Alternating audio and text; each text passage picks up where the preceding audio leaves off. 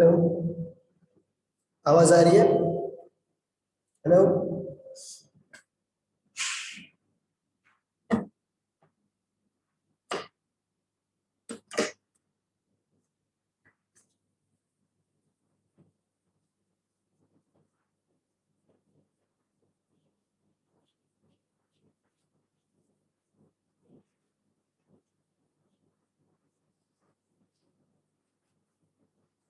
Hello, आवाज आ रही है ना?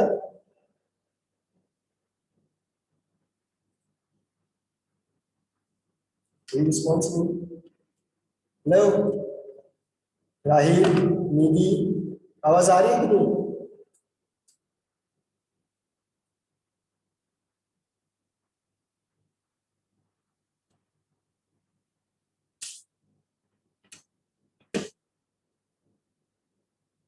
जब तक रिस्पॉन्स में मैं तो सिखा भी नहीं पाऊंगा। हेलो, आवाज आ रही है कि नहीं? जी सर, आ रही है। हाँ तो बोलो ना, आ रही है, ताकि मुझे कॉन्फिडेंस आ जाए कि मैं सिखा रहा हूँ, सुनाई दे रहा है कि नहीं दे रहा है। जी sir. Okay, let's start the second point of last chapter. Public sector, private sector हमने last point में स्टडी किया था. Today we are studying public sector. Okay.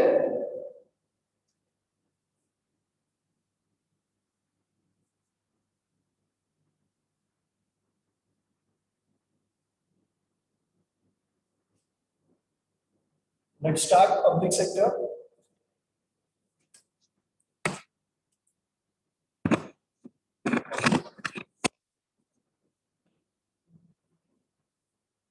Public sector. Okay.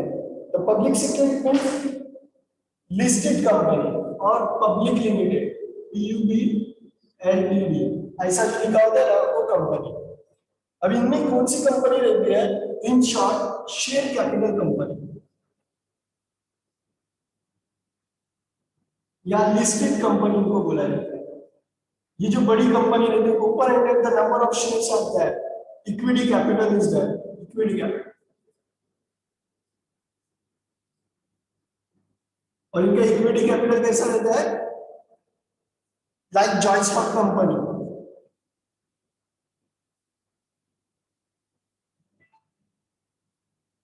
अब जॉइंट स्टॉक कंपनी को तुम लोगों ने 12th में स्टडी किया होगे, feature of joint stock company. तो पहला फीचर क्या है उसका? अनलिमिटेड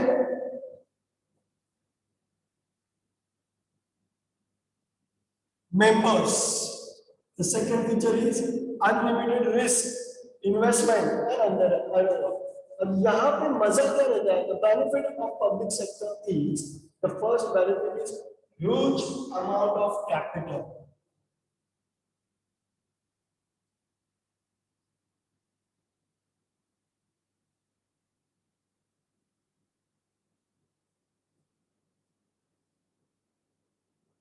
और कैपिटल की अमाउंट अगर ह्यूज रहेगी, बड़ी रहेगी, तो उसका बेनिफिट क्या रहता है कि the maximum production is high. Capital या ह्यूज है, production also huge limit, policy for sale also huge रहेगा. उसके बाद वर्क तो भी ह्यूज रहेगा. and all things depending on the public sector for the purpose of as well welfare and also for profit at a huge level.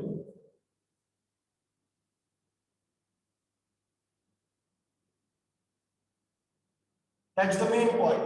अब इसमें capital huge रहेगा. The types of capital are two: equity capital. दो capital रह सकते हैं, एक है equity capital and second is borrow fund.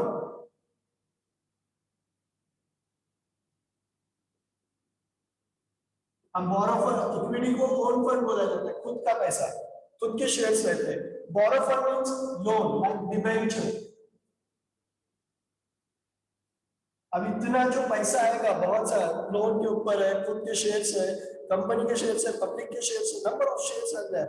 करोड़ों में पैसा आया तो प्रोडक्शन लिमिट इज ह्यूज और ह्यूज लिमिट्स का प्रोडक्शन रहता है तो number of unit are produce और नंबर ऑफ यूनिट जब प्रोड्यूस होंगे तो सेल मेनली लो कॉस्ट होता है। लो कॉस्ट कैसा होता है? पॉलिसीज बनेगी। कौन सी पॉलिसी बनेगी कि देखो जो कॉस्ट रहती है वो टू टाइप्स की कॉस्ट रहती है। Two types of cost are there. अब वो कॉस्ट कौन कौन सी होती है देखो, तो फर्स्ट इज मार्जिनल कॉस्ट या रिकरिंग कॉस्ट या फिर उसको हम बोलेंगे वेरिएबल कॉस्ट और सेकंड होती है फिक्स कॉस्ट। अब इनमें डिफरेंस क्या है? जो वेरिएबल कॉस्ट होती है it is change with varieties and variability. Variable cost is changed with varieties and variability. Okay, and fixed cost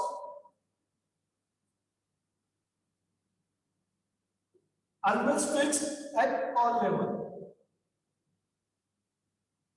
At all level. तो कितने भी लेवल में जाओ, कितना भी प्रोडक्शन पूरा फिक्स रहती है। यहाँ एग्जांपल में बताता हूँ रेंट। अब तुम्हारे पास कोई जगह है, एक प्लेस है, एक घर है, इस प्लेस की जो कॉस्ट रहेगी या उसका जो रेंट रहेगा 50,000 पर एनम, तो जो 50,000 है उसके अंदर कहीं बोला हुआ है क्या कि तुमने 5 करोड़ का प्रोडक्शन किया तो हम रेंट 50,000 लेंगे, 10 करोड़ का प्रोडक्शन किया तो रेंट हम 50,000 का 1 लाख लेंगे। No, your production limit is unlimited. Production limit is unlimited but the rent is always fixed. The rent are always fixed. तुम जितना भी प्रोडक्शन करो, even though the business is stuck, बंद हो जाए बिजनेस, फिर भी तुम्हारा प्रोडक्शन जीरो हो जाए फिर तुम्हें रेंट देना पड़ता है। These costs are fixed. As compared to the variable cost, जो वैरायटी के साथ चेंज होने वाली रहती है। 1 यूनिट बनाओ 1 रुपए खर्चा होगा, 2 यूनिट बनाओ 2 रुपए खर्चा होगा, 3 यूनिट बनाओ 3 रुपए खर्चा होगा। वैरायटी के साथ चेंज हो रहा है बट द टोटल कॉस्ट का फॉर्मूला क्या है? Fixed cost plus variable cost. If total cost is fixed cost, तो यहाँ fixed cost अपना 50,000 फिक्स है कि देने वाले प्लस 1 ही यूनिट बनाया तो 1 रुपए खर्चा किया। That total cost is 50,001। अगर 2 यूनिट बनाया था तो यहाँ 2 रुपए खर्चा होता and the amount had changed 50,002। ऐसे करके अगर ह्यूज नंबर ऑफ यूनिट बने और 1 लाख यूनिट बनाया तो यहाँ 1,50,000 हो जाएगा और ये जो 1,50,000 है इसमें से जो 1 लाख है as per the variety the amount increase or decrease। अगर छोटे लेवल पे तुम बिजनेस करेंगे एट अ प्राइवेट सेक्टर तो ये 1,50,000 रिकवर करने के लिए unit formula amount divided by unit 1,50,000 may be 50,000 unit produce हुआ है तो जो अमाउंट आएगी मे बी 3 रुपीज 1 यूनिट हो सकता है बट जो 3 रुपीज 1 यूनिट है ये पब्लिक सेक्टर में 3 रुपीज की जगह 1 रुपी हो सकता है।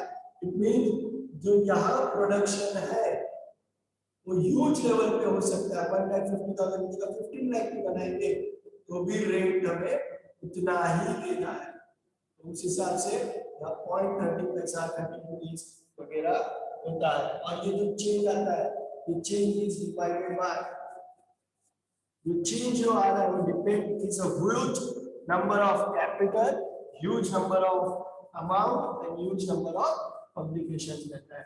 It's a public sector, the reason of public sector it is a public oriented business। अब public oriented business होता है तो it is based on your public point। Okay, let's discuss on this point। Public sector offer regarding to the state sector।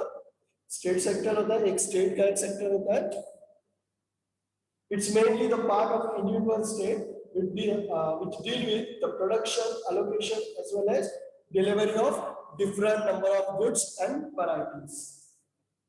In India, the public sector company undertake the mean of reference. Any corporation or company that's owned the government as company where the union government and state government are established, like your state transport bus services, MHR, क्या है उसको बोलते हैं? MTC, Maharashtra state road transport corporation, यानी तुम्हारी ST bus services. देखो बहुत से रेड कलर के बस के ऊपर ऐसा व्हाइट में लोगो मारा हुआ है MSRTC, ऐसा ऊपर की तरफ ड्राइवर के कैबिन के ऊपर की तरफ MSRTC, इसमें Maharashtra state road transport corporation. And this corporation ऐसा है क्या लिमिटेड लोगों के लिए, पब्लिक से नहीं है, नहीं, ये पब्लिक सेक्टर है, पूरा पब्लिक के लिए ओपन ओरिएंटेड बिजनेस है, open oriented. That's why the fair of amount is less as compared to the private business. तुम अगर इनोवा करके कहीं घूमने गए तो तुम्हें 5,000 देने पड़ते हैं, वही 500 रुपए में MSRTC से आराम से बैठ के जा सकते हैं। Because it's a public sector, huge level business, बड़ा बिजनेस है, तो उनको एक छोटे से अमाउंट से कोई फर्क नहीं पड़ता है, तो नंबर ऑफ अमाउंट मिलने वाले फ्रॉम नंबर ऑफ पीपल। वो इनोवा वाला जो प्राइवेट सेक्टर है छोटा सा, उसको क्या एक छोटे लोगों से मिलेगा कहीं ना कहीं से, और उसको वहां से ही खरीदना है। उसको ओरिएंटेड नहीं रहता कि अगर ये बंदा नीचे उतर गया तो दूसरा कोई गाड़ी में चढ़ेगा या नहीं।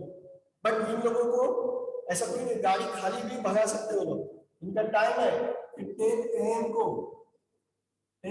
को बस खेड़ से चिपलून की तरफ रवाना होगी, तो चिपलून की तरफ जाएगी चाहे बस खाली रहे, बिकॉज उनको पता है कि रास्ते में कभी कोई मिल सकता है, उसको हम हमारी गाड़ी में ले सकते हैं।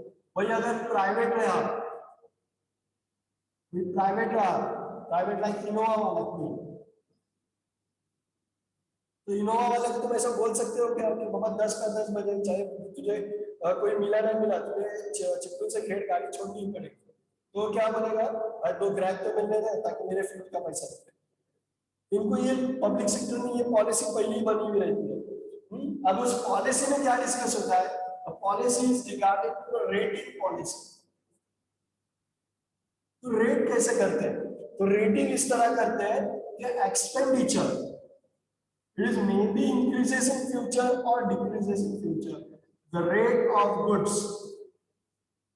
rates of goods remain same on both condition. The goods are same in both condition. अगर एक्सपेंडिचर हाई हो गया, like today rate of fuel is 97 rupees per litre,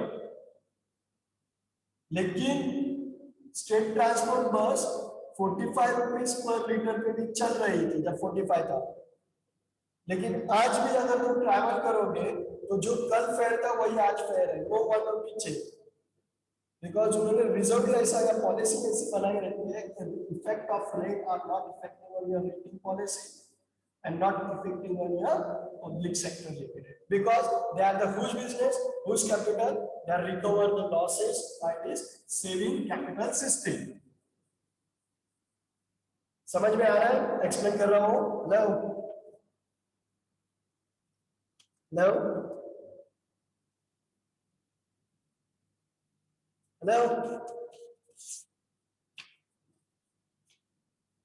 okay. तो सब लिमिटेड्स, पब्लिक लिमिटेड्स कंपनी के नाम है, जैसे भेल,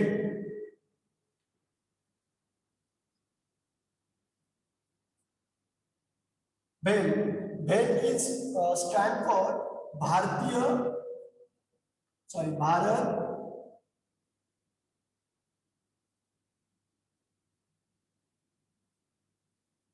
हेवी इलेक्ट्रिकल्स लिमिटेड।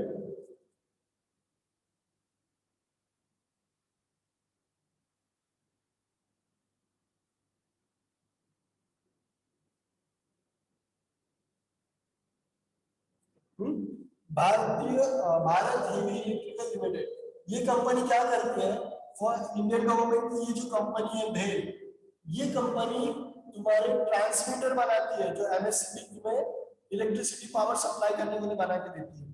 जो ट्रांसमीटर तुम्हारे लगते हैं, the company BEL and generator. और बेल इतने यूनिट बनाती है कि अगर एक बंदा बनाएगा तो उसको भी 1.5 लाख में प्रोडक्ट प्रोड्यूस कर रहा होगा, लेकिन उनका नंबर ऑफ प्रोडक्शन इतना रहता है कि वो आराम से 15,000 पर यूनिट में बेच सकते हैं। Huge number of production, huge number of unit of capital, less cost of supply. ये पॉलिसी फॉलो की जाती है। Then the next is BPCL. It is Bharat. P stand for petroleum. Very nice.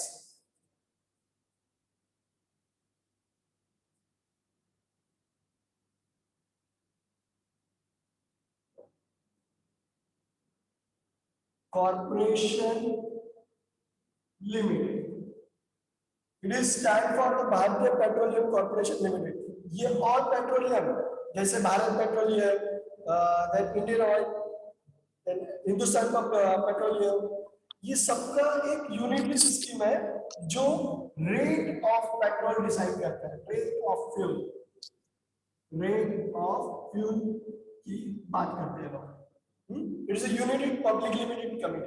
यहाँ raw petrol या raw petroleum को खरीदा जाता है, देन उसको फिल्टराइज करके पेट्रोल पंप में छोड़ा जाता है और फिर वो सेल होता है। Are you getting? फिर वो कोई भी रहे, रिलायंस वाला रहे, रिलायंस पेट्रोलियम रहे, सबकी एक यूनिटरी पार्सल रहता है उसके अंदर। ओके, देन बीएसएनएल, ये कल भी बताया मैंने, भारत संचार निगम लिमिटेड। लाइक दिस बहुत सी कंपनियां है, बीएसएनएल है, इंडियन ऑयल कॉर्पोरेशन लिमिटेड है, इंडियन ऑयल, उसके बाद लाइफ इंश्योरेंस कॉर्पोरेशन एलआईसी है, oil and natural gases ONGC, it's a must company, ONGC. ONGC is an organization, oil and natural gases corporation. ये कौन सी है मालूम? ओएनजीसी। तुम्हारे सिलेंडर की गैस जो रहती है, सिलेंडर्स तुम्हारे घर पे आते हैं, उसकी गैस जो बनाई जाती है, एक्चुअली गैस नहीं रहती, लिक्विड पेट्रोलियम, क्या बोला जाता है उसे? LPG, liquid petroleum gas. यानी वो लिक्विड रहता है उसके अंदर, अगर वो तुमसे फूट जाए या तुम उसको खोलेंगे, एक फील कंप्लीट 14 kg 14.7 kg को, तो उसके अंदर तुम्हें कोई एयर नहीं मिलेगी, लिक्विड मिलेगा जो प्रेशर से बाहर आता है, फुल्ली प्रेशर से बाहर आता है और हाईली फ्लेमेबल होता है। जो साइंस से होंगे उन्होंने सीखे होंगे HC, इट्स अ हाइड्रोकेमिकल्स, जिससे बनता है CH4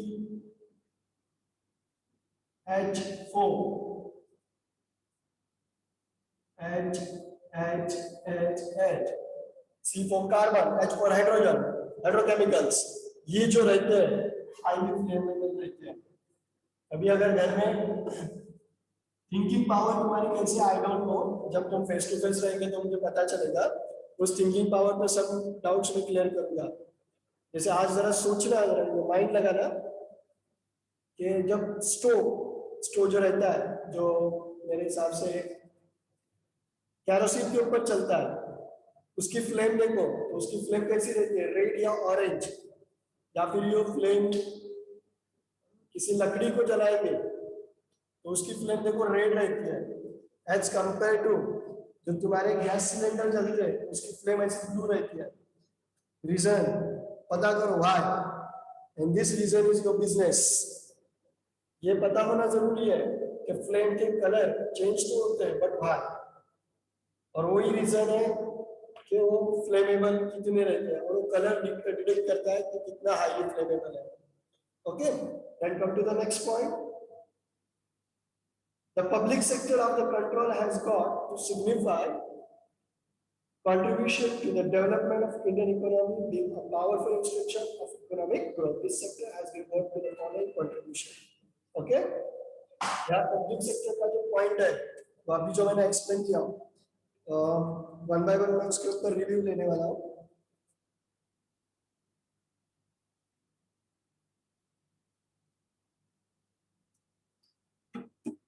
इब्राहिम, हेलो, आवाज आ रही है? हेलो इब्राहिम,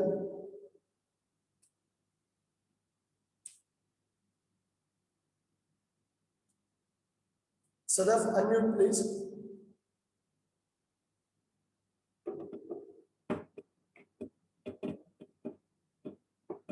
हेलो सदफ, आवाज आ रही है?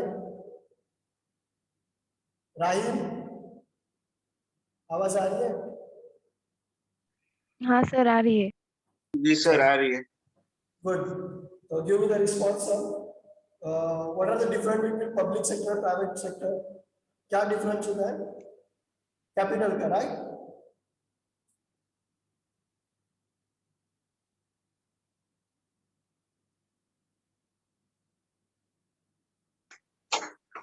सर पब्लिक सेक्टर में कैपिटल ज्यादा अपन ये कर सकते हैं, जमा कर सकते हैं, और प्राइवेट में लिमिटेड है।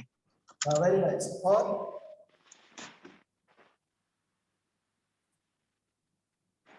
और हाँ बोल। प्राइवेट में रिस्क कम है और पब्लिक में ज्यादा है। नहीं, तू उल्टा बोल रहा है। प्राइवेट में रिस्क ज्यादा है क्योंकि सिक्योरिटी से कम रहती है, वो अकेला रहेगा। हाँ, लेकिन प्राइवेट में पब्लिक में रिस्क और अनलिमिटेड पब्लिक में कम है। वहाँ कोई रिस्क नहीं लेता। स्टेट ट्रांसपोर्ट बस वालों को देखो, कोई रिस्क है क्या? वो कहाँ पे भी कुछ भी करके आते हैं, है कि नहीं? एक सिंपल देखो जी एग्जांपल, सर। मार्केटेबल एग्जांपल तुम्हारे फ्रंट में रहेगा, then it is easy to study the commerce and BMS also. 12th में तुम्हें किसी ने बताया, मुझे पता नहीं। जब भी तुम मार्केट में घूमो तो उस मार्केट को उस नजर से देखो कि तुम्हारे सिलेबस है। जैसे तुम 12th में रहते हो उस वक्त तुमने सीखा होगा सोल प्रोप्राइटर, पार्टनरशिप फर्म। तो ये तुम्हारे अगर मार्केट में जब आते हो तब देखे होगे, तो उस दुकान को वैसा अगर तुम जज करते, लाइक ये जो कपड़े की दुकान है इट्स अ सोल प्रोप्राइटर, ये जो रास्ते पे बैठा है ये नॉन स्टेटेड फॉर्मेटर है, या फिर ये जो बिल्डिंग कंस्ट्रक्शन करते हैं उसमें 2-3 पार्टनर रहते हैं, वो एक साथ काम करते हैं, इट इज पार्टनरशिप फर्म। अगर ऐसा किए होते हैं then it is easy to getting OC and FC organization commerce, like ये जो तुम्हारे थे जिसमें तुमने अभी मेरे से मैक्सिमम 80 लिए होंगे 100 आउट ऑफ, वहां तुम 100 आउट ऑफ 100 निकालते थे, बेस्ट एग्जाम्पल।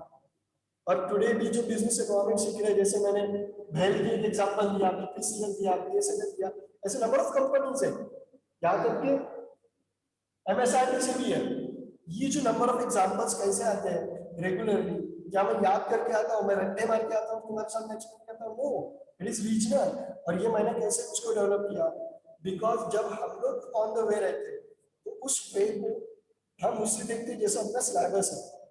तुम लोग कैसा देखते हो, जैसे हमें वहां जाना है, वो चीज पुट करने और आना है, वो चीज जो एक्टिविटी वहां हुई इन बिजनेस से exchange of money for regarding the welfare of foods या गुड्स, तो गुड्स के लिए जो एक्सचेंज हुआ, यानी वहां बिजनेस था जो हमने डिफाइन किए थे कभी, तो बिजनेस की डेफिनेशन, तो कौन से फॉर्म का बिजनेस था ये तुम्हें वहां देखना है, हर एक को उसको जज करना है।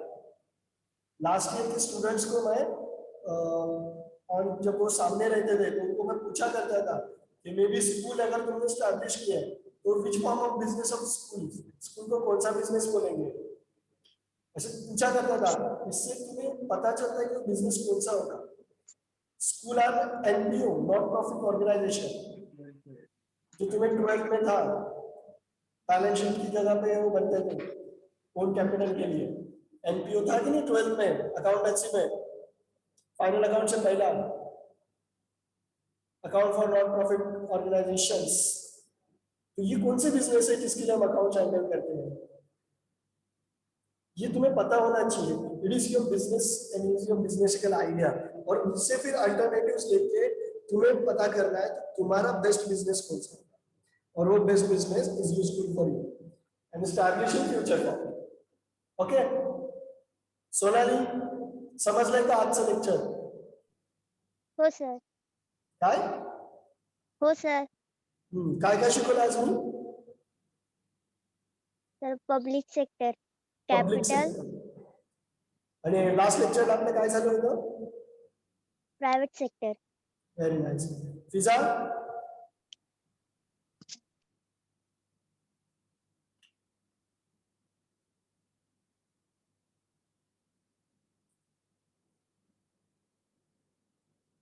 हुजैफा,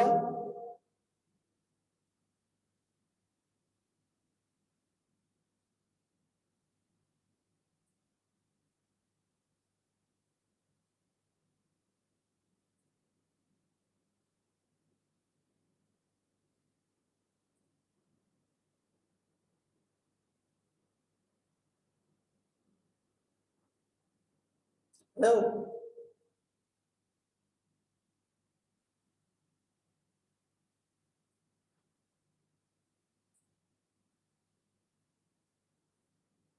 रिमेनिंग स्टूडेंट ज्वाइन क्यों नहीं होते? यू हैव 56 या 60 स्टूडेंट, बट यहाँ सिर्फ 8 या 9 दिखते हैं। रिमेनिंग को कोई इंटरेस्ट नहीं है क्या? या उनको ऐसा लगता है कि उनका हो गया है? तो तुम्हें बता दूं मैं, आई थिंक किसी ने बताया है कि नहीं मुझे पता नहीं, या योर मेंटर, तुम तुम्हारे मेंटर से भी इस बात पे बोलो कि फाइम सर बोल रहे थे कि ऑल ओवर 60 स्टूडेंट्स को प्रेजेंट रहना इसलिए कंपलसरी है कि I am not interested to तुम्हें पास करूं। मैं तो सबको फेल ही करता हूँ, मेरा रिकॉर्ड बाहर से पता कर लो। जो तुम्हारे फ्रेंड्स अभी एसवाई में, उनको बताना कि फाइम सर कभी किसी एग्जाम में पास करते हैं क्या, तो वो बोलेंगे फाइम सर के पेपर में पास होना it is not easy. Because मैं अगर मेरा इतना हलक सुखा के तुम्हें सिखा रहा हूँ और तुम्हें नॉट इंटरेस्ट है कि चलो हो जाएगा, तो तुम्हें जिस लोगों ने ये आदत लगाई है कि चलो हो जाएगा इन 11 12 या 10, मैं उनका बाप हूँ और बाप बाप होता है, ये हर वक्त मैं दिखा देता हूँ। तो मैं पास करने वाला या फिर तुम्हें ऐसे इग्नोर करने वाला या तुम्हारे बिहेवियर को इंटेंजिबल लेने वाला नहीं हूँ। I am strictly regarding to that your behavior, then your doings and all, because हमारा वर्क रहता है कि डेवलप योरसेल्फ। हम तुम्हें डेवलप करने के लिए यहाँ खड़े रहते हैं, और तुम्हें अगर डेवलप ऐसे होना है कि हमें सब आता है या हो जाएगा, तो ऐसे बच्चों का कभी कुछ नहीं होता। वो बेचारे बाद में अपने ही दोस्तों के पाँव पड़े रहते हैं, भाई मेरे लिए काम देखना, भाई मेरे लिए काम देखना, क्योंकि वो लोग जीरो रहते हैं, उनकी लाइफ कंप्लीटली जीरो रहती है। और वन मोर थिंग आज मैं बताता हूँ कि next year SY and TY में you have two opportunity, speciality of finance and marketing. और ये दोनों स्पेशलिटी जो है it is depending on your FOI के एफओआई में कौन सा सब्जेक्ट तुम्हें इजी लग रहा है। लाइक बिजनेस एनवायरनमेंट यहाँ हो रहा है, इंडस्ट्रियल लॉ हो रहा है, उसके बाद मैथ्स है, स्टैटिक्स है, अकाउंटेंसी हुआ लास्ट सेमेस्टर में, कौन सा इजी गया, और उस इजी के हिसाब से तुम्हें नेक्स्ट ईयर पोर्शन लेना होता है। अब वो पोर्शन सिलेक्ट करने के लिए तुम एफवाई अगर कंप्लीट नहीं स्टडी करोगे, तो एसवाई और टीवाई में जब तुम्हारा लेक्चर लिया जाएगा, तो क्या हम बोले कि एफवाई में हमने पॉइंट पढ़ाए थे बिजनेस एनवायरनमेंट में, या तुमने रीड किए होंगे या सुने होंगे, ये वर्ड ही यूज नहीं कर सकते। यहाँ हर लेक्चरर ने तुम्हें सिखाया होगा, बट यू आर प्रेजेंट ही वहां डील करेंगे कि तुम प्रेजेंट ही नहीं थे, तो तुम्हें कैसे पता चलेगा कि वो सिखाया हुआ है कि नहीं है। देन तुम्हारे इसमें मेंटालिटी ऐसी आ जाएगी कि वो पहले सर सिखाने जो थे ना, उनको आता नहीं था, उन्होंने वो इग्नोर किए या सिखाए ही नहीं, और तुम अपसेट है उसका क्या? यानी तुम वन में जाओगे लेकिन all way you are different, और तुम्हारी प्रेजेंट भी तुम्हें बता देंगे कि तुम क्या कर रहे हो। तो one more thing is here कि तुम्हारी प्रेजेंटी मस्ट है, और वो प्रेजेंटी कहाँ से आएगी? It's depend on you. जैसे अभी ये यहाँ पे कितने 8 स्टूडेंट है, आउट ऑफ 8 स्टूडेंट 2 या 3 को अगर ये क्वेश्चन समझा होगा, then it is directly diverted into the theory part. It is marketing. Accountancy किसी को बहुत अच्छा लगता होगा, is directly diverted into the accountancy. But accountancy यानी क्या? तुमने तो तुम्हारी लाइफ में 12th में बस बुक कीपिंग को सिखाया, and bookkeeping and accountancy both are different. पता करना है तो फाइनेंस लेके देखो। और मार्केटिंग जिसे तुम नन समझते हो, it is a huge identical policy. भाई इतने आइडियाज और आइडिया को पॉलिसी करने वाले रहते हैं कि लिमिट नहीं है, और वो आइडिया कैसे फॉलो होंगे? It is depending on you कि तुम्हारा दिमाग कितना चलता है। लेकिन तुम्हारा दिमाग तो सब फालतू कामों में चलता है, तो उन फालतू कामों से तुम्हें कैसे बाहर निकाले कि कौन सी टेंडेंसी कहाँ कैसी होनी चाहिए, उसके लिए प्रेजेंट ही मस्ट है, तुम्हारी प्रेजेंट ही नहीं दिखती है तो मस्ट नेक्स्ट लेक्चर से प्रेजेंट रहा करो, क्योंकि पोर्शन यहाँ खत्म होने आ रहे हैं, यू आर एब्सेंट एलिमेंट्स। तो आज का लेक्चर मैं यहाँ एंड करता हूँ और इसी लेक्चर को रीजॉइंट होना है और रिपीटेड सुनना है और पॉइंट को नोट डाउन करना है, ईच एंड एवरी पॉइंट। मैं नोटबुक चेक करने वाला हूँ, may be the next weeks your college become offline, अभी तो डिक्लेयर हुआ है, कभी भी तुम्हें कॉलेज बुला सकते हैं। ओके